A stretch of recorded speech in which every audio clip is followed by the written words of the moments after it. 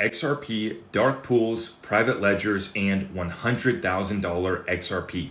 Let's break it down. I'm seeing a new round of misinformation and FUD being spread, so let's address it and cut right through the noise.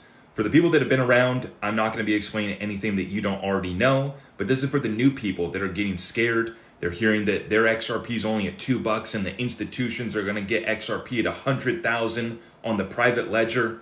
That's not happening. It's not going to happen. Let me explain.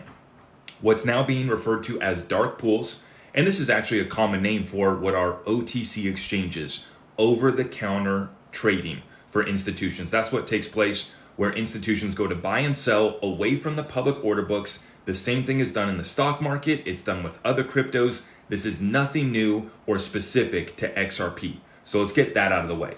And I want to make a point. We got to give Ripple credit for being responsible custodians and distributors of XRP. Think about this.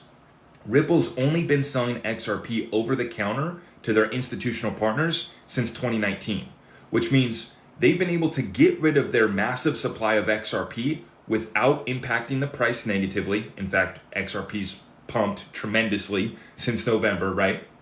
So not only did price not go down, price is actually going up while they've been able to distribute their supply of XRP to institutional partners that are going to use XRP for its utility. This is what we want. Now let's talk about private ledgers. Some of their central bank, government, institutional partners, they want private ledgers where they can keep messaging and transactions hidden from the public view.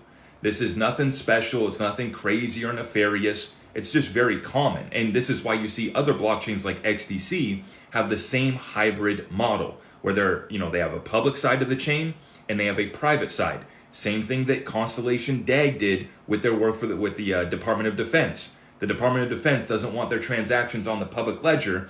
So Constellation Network created a private network, a private node, Metagraph in their case, for Department of Defense. So this is a very common practice. Nothing new with what Ripple's been doing with their central bank and government partners. It's the same thing. And David Schwartz has already addressed this, so you don't have to take it from me. He's clarified that there are not two prices of XRP on the public ledger versus the private ledger, right?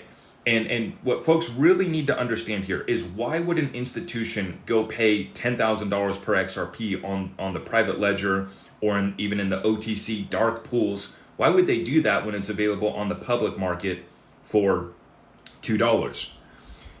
They won't pay that premium. The reason why they go OTC is because they don't want to impact the price while they accumulate. These institutions know that